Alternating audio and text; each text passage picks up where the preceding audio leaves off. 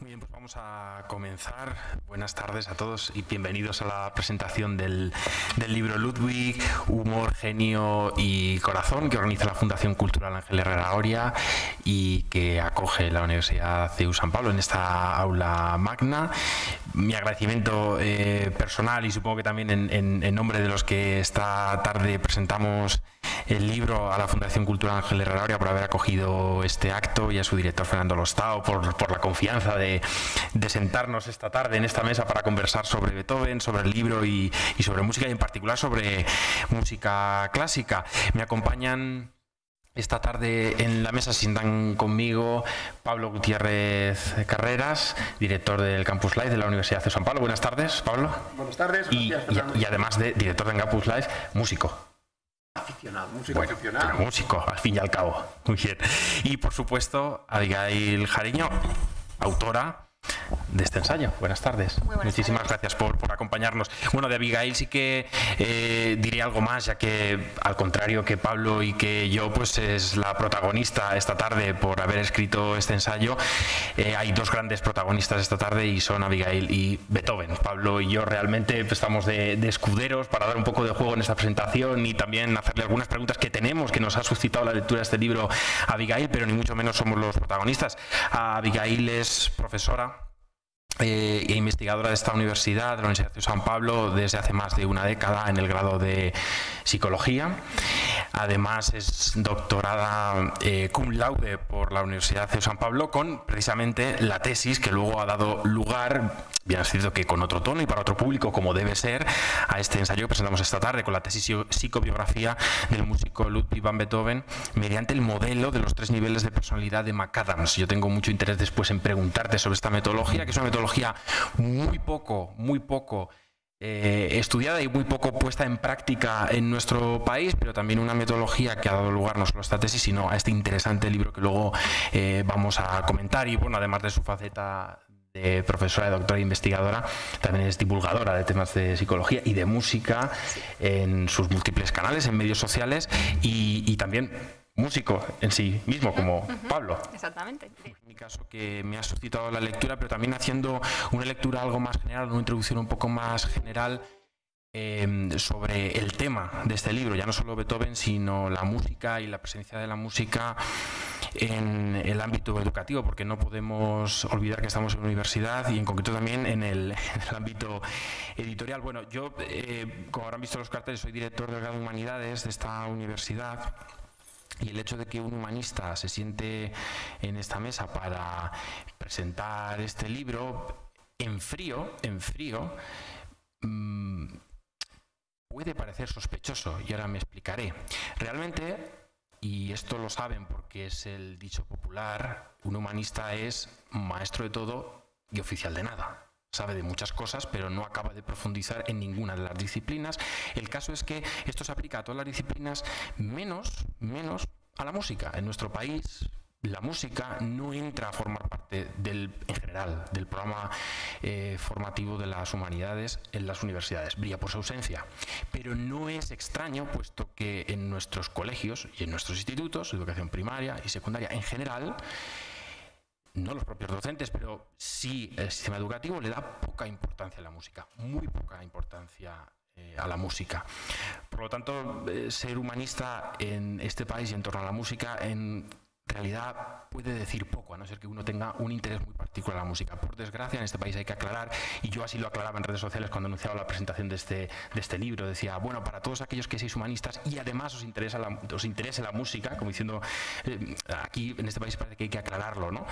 Bueno, y además, bueno, también puede resultar sospechoso así en frío porque las humanidades en las que tiene un papel central la filosofía, todos sabemos que aunque psicología y filosofía han ido durante muchos siglos de la mano, es cierto que no hace tanto, a finales del 19, sobre todo con ese papel tan destacado que tuvo Wilhelm Wundt a finales del 19 con la fundación del considerado primer laboratorio de psicología en la Universidad de Leipzig y también de la primera revista científica propiamente dicha de psicología, pues al final logra que la psicología se vaya separando de la filosofía, que es la base de las humanidades. Entonces, bueno, podría parecer un humanista aquí tiene y no tiene mucho que decir, pero por otra parte el hecho de que yo esté aquí tiene más relación no tanto con mi cargo en la universidad, sino con mi propia psicobiografía, ya que hablamos de psicobiografía, porque yo también soy músico. En mi caso yo tuve la suerte, digo lo de psicobiografía, por mi familia, porque mi familia me inculcó la música. Tuve la suerte de estudiar violín y de acabar la carrera de violín en el Conservatorio Superior de Música de Madrid, y de ahí mi interés en la música, quizás también la justificación de que esté aquí en esta mesa, y el enorme placer que he tenido en leer este libro, porque durante mi carrera pude interpretar a Beethoven en diversas ocasiones y a distintos niveles, sobre todo quizás una vez terminé la carrera en el plano orquestal, y le decía a Abigail fuera de micro antes de comenzar la presentación, qué rabia que no conocía muchas de las cosas que ahora conozco después de muchos años, después de haber leído este libro. Ojalá mis maestros, algunos sí lo conocían, pero otros, la mayor parte, no. Ojalá mis maestros, mis profesores en el conservatorio hubieran conocido tanto, ¿no?, como conocemos a través de esta obra de Abigail sobre Ludwig van Beethoven. En cualquier caso, que por la forma en que está escrita está pensada para que incluso aquellos que son profanos al mundo de la música clásica, que todavía es la música por antonomasia, por mucho camino y por mucha cancha que le quedamos a la música popular, la música clásica sigue siendo la música por antonomasia. Aquellos que sean profanos a la música clásica la van a disfrutar y la van a entender de principio a fin sin ningún problema. Aquellos que ya conozcan la figura de Beethoven y hayan leído las innumerables biografías que hay sobre Beethoven y los innumerables estudios publicados sobre Beethoven, van a seguir disfrutando de este ensayo, porque es un ensayo que confirma algunos de los, no sé si me expreso correctamente en términos psicológicos, ¿no?, pero algunos de los estereotipos que tenemos sobre Beethoven, algunas de las ideas preconcebidas que tenemos sobre Beethoven, pero es un ensayo que también destierra y pone en jaque algunos de estos estereotipos, algunas de las ideas preconcebidas que teníamos sobre el genio musical de Bonn. Es una obra que, decía antes y lo retomo, es esencial tanto para intérpretes como, sobre todo, para los profesores de esos intérpretes, los actuales y los del mañana, porque no hay forma de interpretar correctamente, ya no solo a Beethoven, sino a cualquier compositor, si no se conoce realmente, ya no solo su biografía, porque a veces corremos el riesgo de interpretar la biografía como un aspecto inmanente que tiene que permear absolutamente todo lo que hagamos en la interpretación de la obra, y no siempre es así. La biografía a veces tiene y a veces no tiene un pulso en la obra creativa de un artista, sino más bien, quería decir, no se puede interpretar correctamente a Beethoven y a cualquier otro músico si no tenemos en cuenta eso que Abigail llama muy bien y que desconocemos tanto quizás en la práctica psicológica en España o en la investigación en la psicología, la psicobiografía. No solo los eventos cronológicos e históricos que acontecieron en la época de Beethoven, no solo lo que a él le ocurrió en términos objetivos, plano, en su vida, sino cómo los vivió, qué impacto tuvo en los demás y qué impacto tuvieron los demás, y qué impacto tuvo Beethoven en los demás, ¿no? Todo esto tenemos que considerarlo y tiene que ser considerado por el intérprete. Y es un libro, y me atrevo a decir, y aquí me meto en un campo que no es el mío, es un libro perfecto para los propios psicólogos. Yo creo, insisto, sin ser especialista en este área, que en este libro se tocan muchas de las disciplinas que de hecho se estudian durante la carrera de psicología. La psicología de la emoción, la psicología de la personalidad, la psicología social, son asignaturas, son subdisciplinas dentro de la gran disciplina de psicología básicas para entender esta ciencia, y aquí se tocan todas ellas para construir un retrato que podríamos decir total, que no totalizador, porque Abigail siempre abre la mano y da pie a dejar las cosas abiertas, porque no vivimos al lado de Beethoven en la época, ¿no? Siempre se nos pueden escapar cosas. Pero es un libro, como digo, total, porque conocemos qué emociones experimentó Beethoven, con qué intensidad experimentó esas emociones, hasta qué punto él era sociable o era extrovertido, que es algo que siempre se ha comentado de su figura, los factores psicológicos de su éxito, sus relaciones con las mujeres, que también es un acontecimiento que ha suscitado mucho epistolario, que de hecho estaba descatalogado en España, y en sus cartas denota esa formación religiosa, y me ha agradado mucho, me ha gustado mucho que se haya recuperado también esa parte religiosa. No me quiero enrollar más, porque también Pablo querrá decir algo sobre el libro, y sobre todo porque luego, pues lo comentábamos, queremos preguntarle a Abigail sobre la obra. Porque a veces la música clásica, para llegar y calar y entusiasmar y ser conocida, hay que divulgarla. No sé si el show de Benny Hill es lo más adecuado o no, pero no pasa nada porque salga Tárrega en un anuncio, y hay veces que hay gente que se escandaliza porque la música clásica esté fuera de los grandes auditorios, y donde debe estar es fuera de los grandes auditorios. Porque si no, la música clásica quedará para élites, y la música clásica nunca se compuso para élites, creo. ¿No? Creo que la música clásica, otra cosa es que hubiera mecenas que fueran élites, pero en la época de Mozart, las canciones de Mozart, primero él conocía la música popular y le metía en una ópera, eso sin duda, y eran autores que buscaban la popularidad. Y si hoy viviera Mozart, no sé qué hubiera hecho, pero hubiera buscado ser popular. Eso es de la única cosa que estoy convencido de Mozart, de Beethoven o de cualquier genio de la música. Y para que la música clásica vuelva a estar en la vida, no sé cómo, pero tendrá que estar en los momentos claves de la vida, pues en las fiestas, cuando uno se enamora, en todos los momentos que al final la música te impacta en los grandes acontecimientos de tu vida y te queda para siempre. Porque si no, tienes que escalar, que es lo que me pasa, escalar hasta llegar a la música clásica, y es muy difícil. Bueno, perdón por este discurso tan anecdótico, tan personal, pero es también para hablar del valor del libro de Abigail, porque ha logrado una cosa muy importante, que es divulgar. Otra cosa muy importante que logra es corregir o destruir mitos. Yo era el típico cuando dice, seguro que, va contando ella, seguro que te han dicho esto. Yo, totalmente. Esa es la idea que yo tenía, que si Beethoven era un malas pulgas, sí, pero te pone luego muy bien en contexto por qué surgen esas malas pulgas y cómo no es así toda su vida.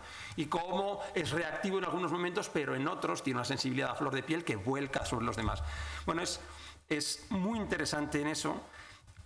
Y ese es uno de sus grandes aciertos. Otro de los grandes aciertos, y es que oímos hablar a Beethoven, lo escuchamos, porque como está plagado de cartas y de comentarios de sus coetáneos, es muy interesante, llegas a conocerle, porque es que está hasta su modo de escribir, su angustia al pedir perdón en las cartas, sus ganas de volcar su afecto. Entonces es extraordinario, porque es dejar de conocer a través de mediaciones, de derivadas, de dijeron, que dijo, que se suponía que, y entonces uno se encuentra con que está la persona viva, en carne viva. Aquí la tenemos.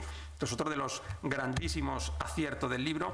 Está además puesto en negrita cuando son las cartas de Beethoven o los comentarios de los coetáneos, con lo cual es muy fácil volver a ellas. ¿Dónde era? Entonces, como está en negrita, pues uno vuelve a ella con una gran facilidad. Vale, hay algunas cosas concretas que lo dejaremos para el diálogo, y luego sí quería decir una cosa más que me ha gustado mucho. En el capítulo de agradecimiento se habla de una persona muy querida de esta casa y que murió hace unos cuantos años, no sé si es Juan Ignacio o Juan Ignacio Andrés Gallón.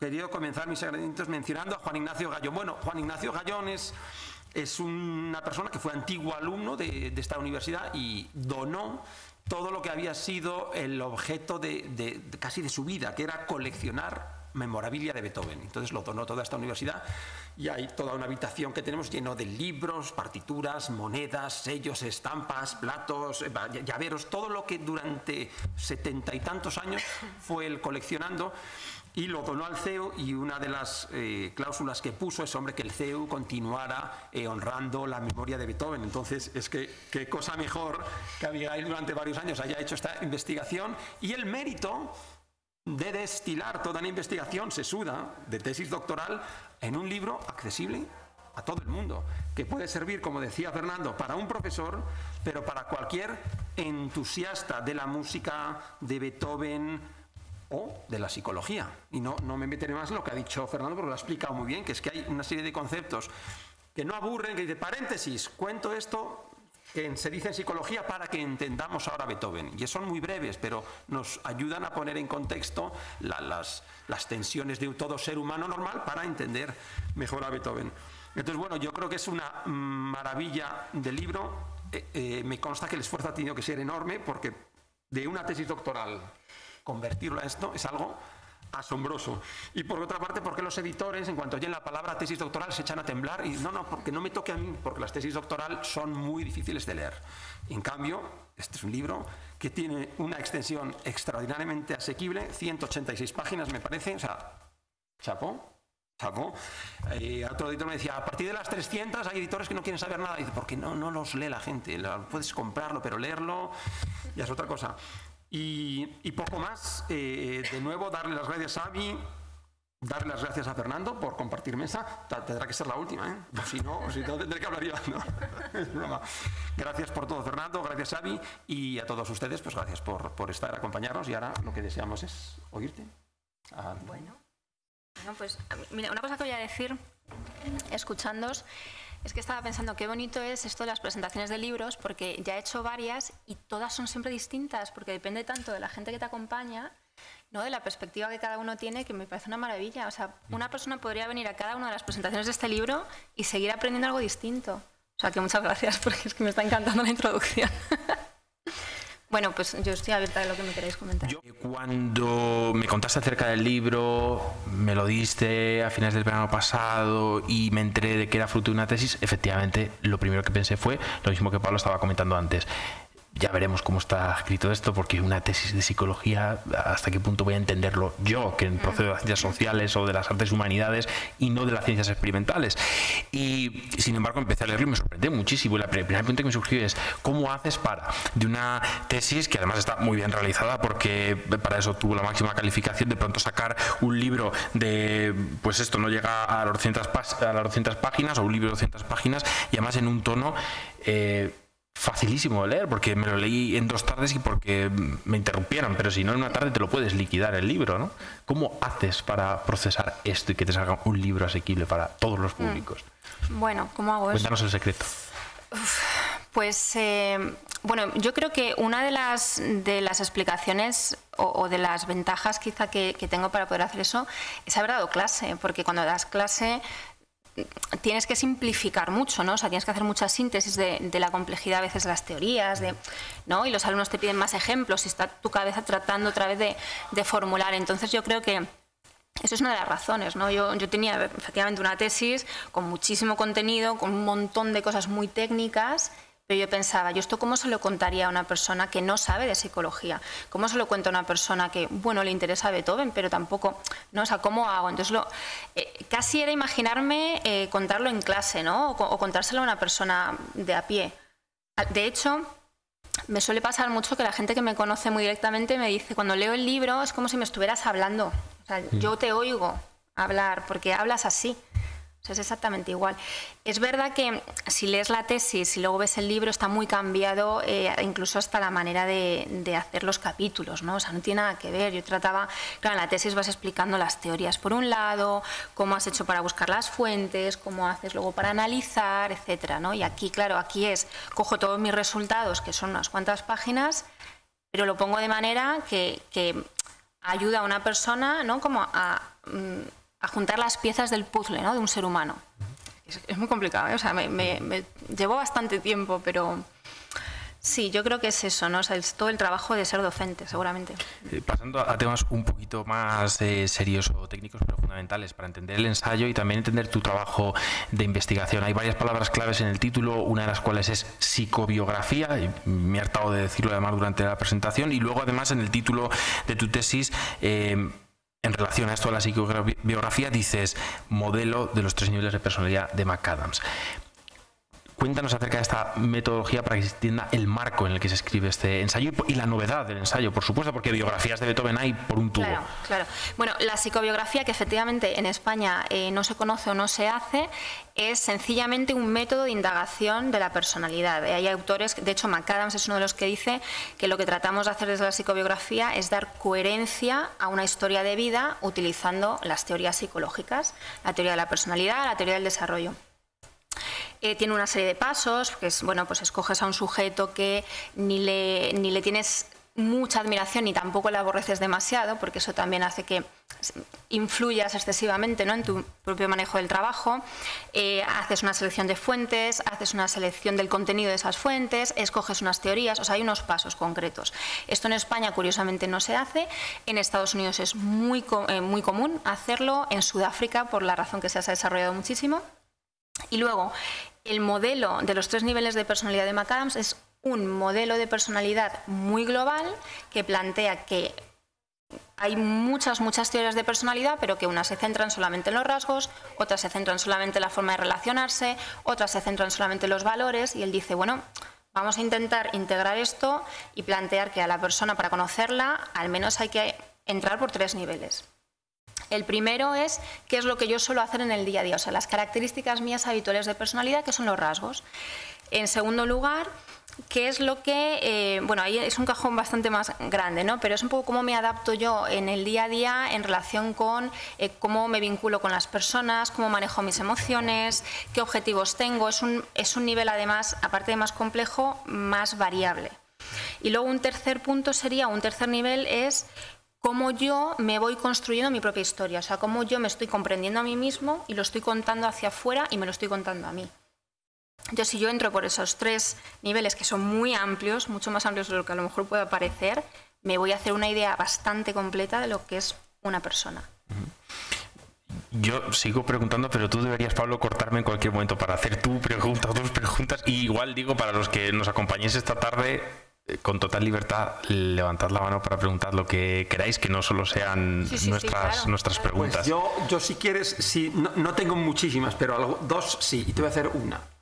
Hay un elemento, a ver, yo me la he leído en una tarde, no me interrumpieron, así que lo he podido, y quizás se me haya escapado, pero sí te quería preguntar por un elemento quizá muy esquivo, no sé si en psicobiografía o no, pero luego en economía sí es esquivo, que es el concepto del genio.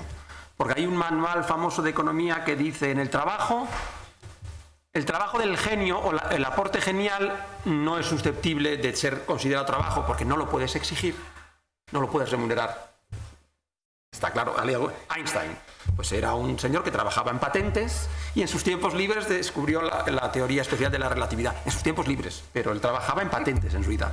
Dice, entonces, claro, ¿cómo encaja el componente de un genio en...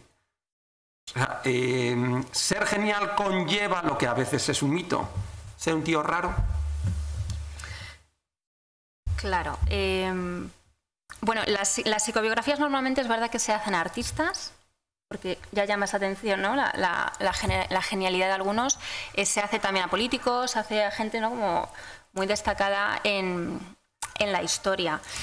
En el caso de Beethoven, como ya sabemos que es genio, como ya sabemos que está tocado, ¿no?, es una maravilla de músico, yo lo que quiero es ir a otro sitio, ¿no? O sea, quiero ir a quién es él y por qué es como es, independientemente de que sea genio o no. O sea, de alguna manera, y sobre todo con Beethoven me parece que es muy interesante, yo quería bajarle un poco del pedestal, con todo mi respeto, porque desde luego que tiene que estar donde está, pero hacerle un poquito más cercano, también por lo que decía Fernando antes, para los intérpretes, ¿no? O sea, para poder entenderle, hay que entenderle como persona, no como genio. Ya sabemos que es genio, no sé si me explico, ¿no? Sí. Y luego, respecto a si todos los genios tienen rarezas y demás, pues mira, esto es muy interesante porque hace no mucho leía un libro de uno de los que fue mentor mío al respecto de la psicobiografía en Estados Unidos, que es sobre la mente del artista. Y había todo un capítulo, porque esto además yo lo hablaba con él, hay todo un capítulo que es al respecto de si todos los artistas o todos los genios tienen problemas mentales o son raros. Y él decía, bueno, los hay, pero no por ser genio ni por ser artista, hay más. O sea, esto es un prejuicio, un estereotipo, lo llamamos como queramos, pero no necesariamente. O sea, hay muchas personas no genios, no artistas, que tienen también muchos problemas emocionales. O sea, no hay una correlación clara de eso. Y eso me pareció muy interesante. Y lo quería también destacar, porque de hecho me ha pasado que cuando he hablado en algunos medios de comunicación sobre esto, sobre esta obra, alguno muy espontáneamente me ha dicho, bueno, y entonces, ¿cuál es la conclusión? ¿Estaba loco? Digo, no, pero... ¿No? O sea, no estaba buscando eso. Psicobiografía, si no habría sido una patobiografía. Bueno. Claro, otra de las cuestiones que muchas veces se habla, se dice cuando se conversa sobre los genios es la famosa pregunta de si el genio nace o se hace. En relación a lo que decía Pablo, hay un capítulo del libro en el que trata sobre la responsabilidad de Beethoven y su amor hacia el trabajo y su conciencia de que debía trabajar para conseguir lo que quería y debía afanarse en la perfección de la obra para conseguir aquello que quería. Es decir, él fuera o no consciente de su don y de su genialidad, que en algunos momentos, por lo que cuentas, también lo era, tenía sus prontos y era consciente de esto, él nunca pierde la perspectiva de que para conseguir aquello que quiere tiene que trabajar y tiene que trabajar muy duro. Y eso es algo que también a uno le puede sorprender, ¿no? De que alguien que está tocado con ese don no pierda la perspectiva de que el trabajo es necesario. Sí, exactamente. Sí. O sea, es una persona trabajadora.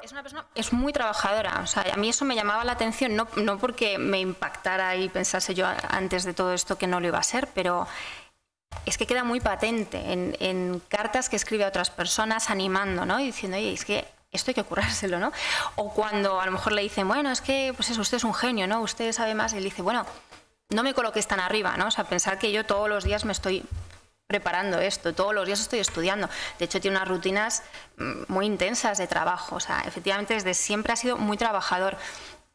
Tenía un don. Ahora, es verdad que en esa época, tuviera o no tuviera un don, por aquello de que procedía de una familia de músicos, le tocaba ser músico. Luego, bueno, pues todo se juntó, ¿no? Pero sí era muy trabajador. Otro tema que antes adelantaba, que me ha impresionado mucho de la obra, por ser de las pocas que realmente que tocan el tema, es las creencias de Beethoven, de la fe de Beethoven. Ciertas lecturas que se realizaron a finales del 20, quizás un poco trasnochadas, daban a entender, también por la moda de los estudios del momento, que si pertenecía a logias masónicas y que si Beethoven era masón. Luego, como tú misma mencionas y justificas, no lo era, y muy al contrario, él tuvo una formación católica, la cual se obvia, claramente se obvia y se puede decir así en muchas de sus biografías, y sin embargo ahí estuvo. Luego no sé qué fue del Beethoven religioso, no sé si nos puedes comentar. Bueno, una de las características muy típicas o muy comunes en los artistas es lo que llamamos la apertura a la experiencia, ¿no? Que es la necesidad de explorar, de probar. Entonces, también en la dimensión espiritual, en el caso de Beethoven, se da eso. Es decir, sí, él tiene una formación y se le ha educado como católico, pero él siempre está buscando. Está leyendo otras cosas. Es verdad que en las cartas, en el diario, sobre todo el diario es una pieza, me parece valiosísima. Él habla a un Dios, pero es un Dios, yo no soy experta en temas de espiritualidad ni de religiones, pero es un Dios muy padre, ¿no? ¿Por qué no me ayudas? ¿Por qué no? Le habla de forma muy directa, pero a la vez también es muy lejano, no sé, pero nunca él dice ser católico, no se le ve por las iglesias, y lo que dice es efectivamente es que tiene mucha relación con otros masones. Entonces él tiene una serie de prácticas, la práctica del diario, o sea, escribir en un diario en esa época es una práctica masónica, pero él no pertenecía a esas logias. Ahora, él es como que tocaba todos los palos, ¿no? Era muy abierto a explorar. Creo que hay muchos libros de él, ya del final, sobre espiritualidad más oriental. También leía. O sea que... Es que precisamente esto que estás contando ahora, de que era una persona abierta a la exploración y a las nuevas experiencias, choca de frente contra el imaginario colectivo de un Beethoven huraño, encerrado en sí mismo y cabreado. Y sin embargo, él no era una persona así. O no todo el tiempo. Claro, exactamente. Es que no somos de una manera todo el tiempo. O sea, los rasgos de personalidad es verdad que son bastante estables. O sea, la persona que es, vamos a decir, sociable, tiende a ser sociable siempre. Pero hay otro tipo de cosas, como sobre todo las creencias, los modos de relacionarnos, etcétera, que van variando mucho.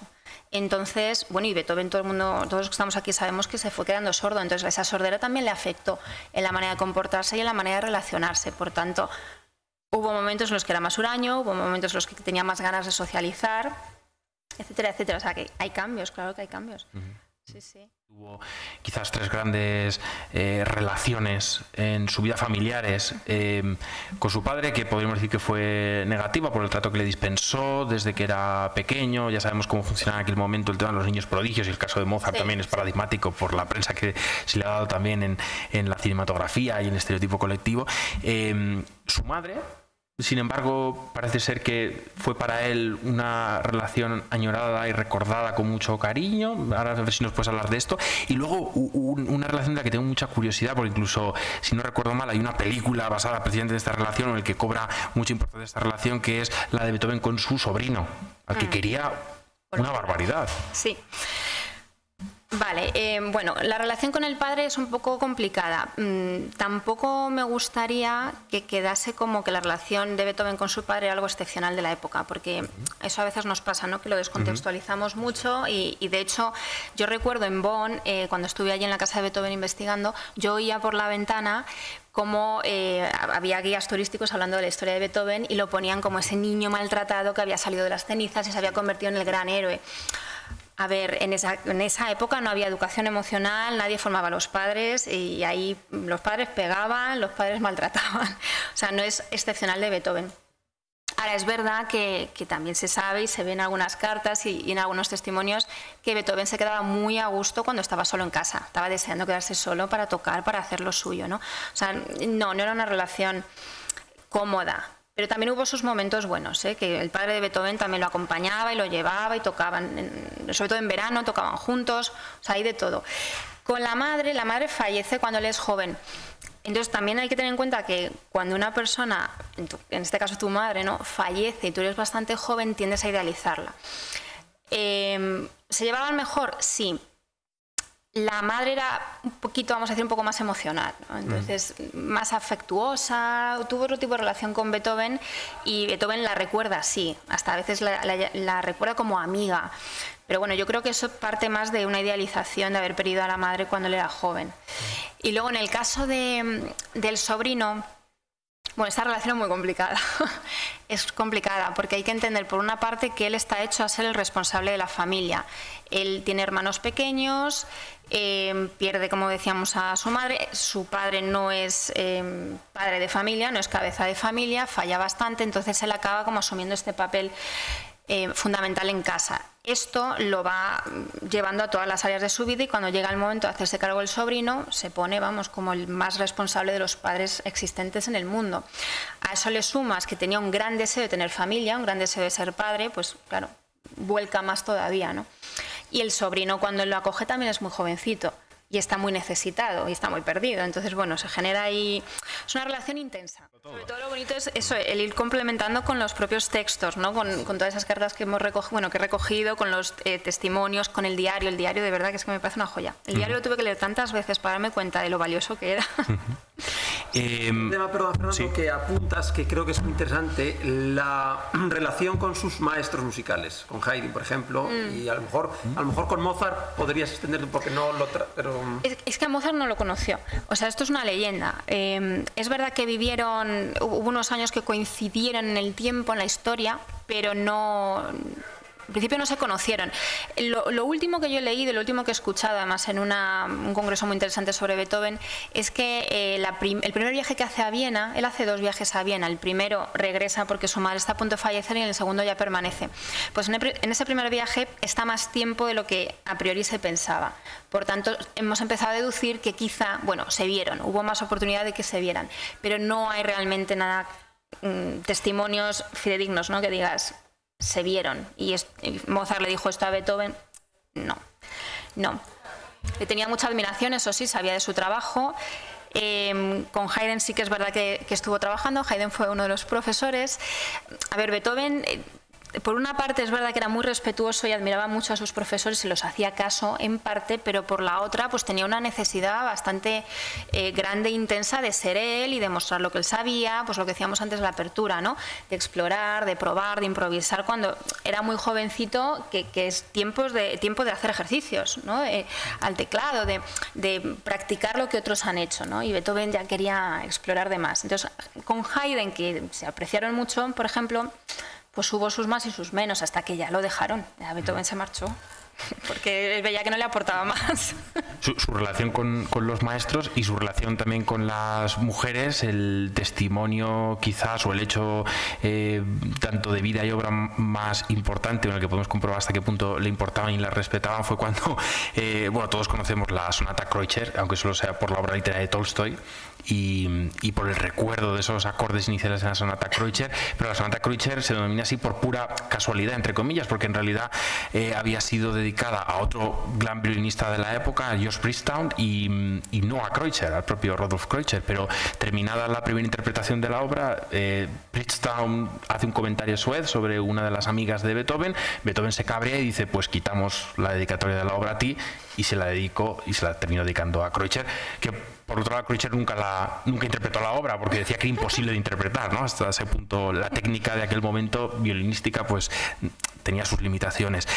Pero el caso es que tenía relaciones con muchas mujeres, y luego está la denominada amada inmortal, que bueno, se ha especulado, pero no sé si tú ahí en tu estudio has hallado algo sobre esto.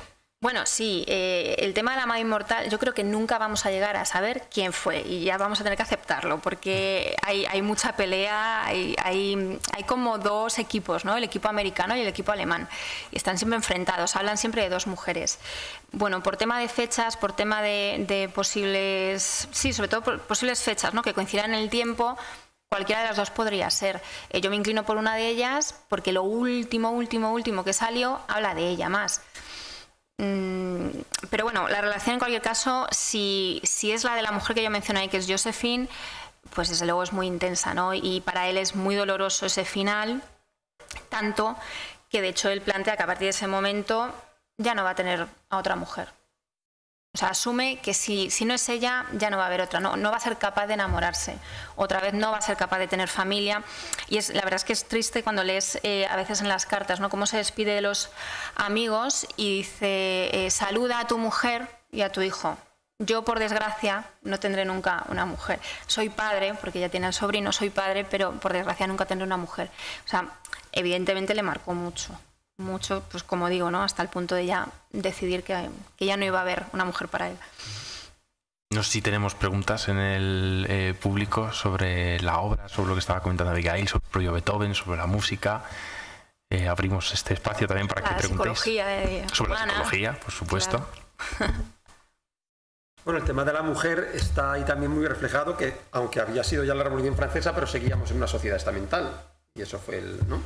Lo comentas en varias ocasiones, que no podían avanzar por un tema de estamentos. Claro, sí. Bueno, sí. Pues sí, esto es otro tema que es muy interesante, porque, claro, por una parte, oigo a veces, o leo a biógrafos, ¿no? Que dicen, claro, es que en el fondo Beethoven no quería tener una mujer, ¿no? Porque siempre buscaba relacionarse con mujeres inaccesibles. Yo pienso, pero es normal que se relacione con mujeres inaccesibles porque él toca en esos círculos. Él interpreta música en los círculos de personas que están por encima estamentalmente de él. Entonces es normal que se enamore de ellas, ¿no? No es que yo no le veo retorcido en el sentido de, bueno, me enamoro de estas personas que al final me van a dar la patada, ¿no?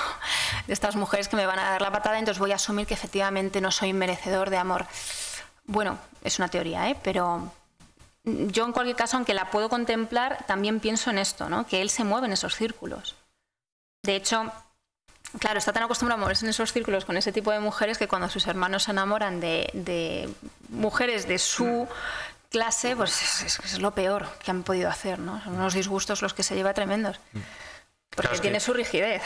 Y precisamente por esto que decía Pablo, tú también abordas, incluso al principio del ensayo, el hecho y la evidencia de que el tiempo histórico en el que vive Beethoven es un tiempo convulso, un tiempo de cambios. Cada época tiene lo suyo, por supuesto, y cada época en sí misma es una época de cambios, pero claro, estamos ante un momento en el que, se inicia la edad contemporánea con la Revolución Francesa, aunque él vive realmente la Francia imperial, la decepción de la Francia imperial con Napoleón, lo que eso también supuso para su obra, y sobre todo la heroica, que es además un punto de inflexión musical compositivo importantísimo en su obra, a caballo entre el clasicismo, el romanticismo, también como que esa dualidad, ¿no?, se extiende a su propia personalidad al leer claro, el libro. Sí. Sí, o sea, todo lo que sucede a nivel histórico evidentemente le está influyendo. Por eso la psicobiografía tiene un paso que es hacer un estudio en profundidad del contexto histórico, social, cultural, político, artístico, porque si no, claro, si yo saco a Beethoven de ahí y lo analizo en función de mi forma de ver las cosas en el siglo XXI, esto habría sido un desastre. Pero sí, todo lo que sucede históricamente, además en el caso de Beethoven, lo vamos viendo porque Beethoven no se calla.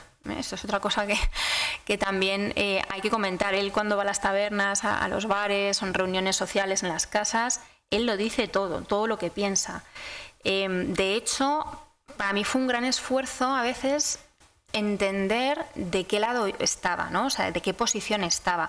Ahora lees el libro y está clarísimo. Pero cuando tú estás leyendo toda su historia, desde lo jovencito hasta mayor, y le vas viendo las críticas que va haciendo, y ahora estoy con esto, ahora me gustan los franceses, ahora no me gustan los franceses, ahora aborrezco no sé qué, ahora sí que me uno.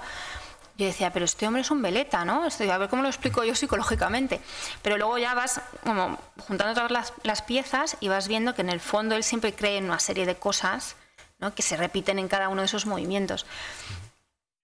Es muy complicado, pero sin conocer la historia tú no puedes en ningún caso hablar de la personalidad de un sujeto. En este caso, sobre todo porque no puedes entrevistarle, no puedes hablar con él. Hay testimonios, sí, los testimonios hay que cogerlos con muchísimo cuidado.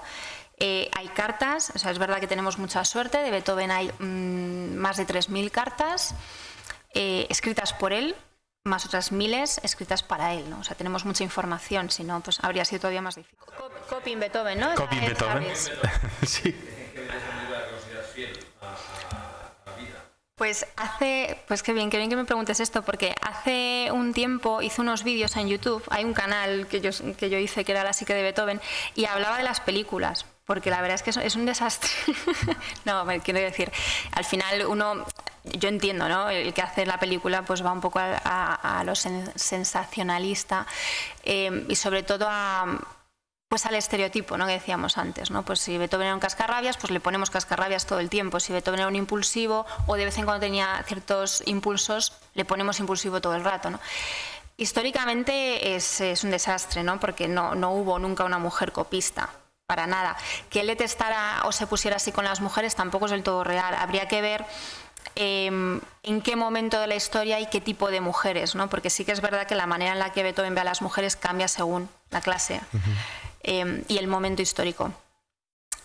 Pero bueno, en definitiva, las películas que se han hecho sobre Beethoven, Copying Beethoven incluida, le ponen, pues eso, asocial, huraño, muy crítico, muy rígido mentalmente.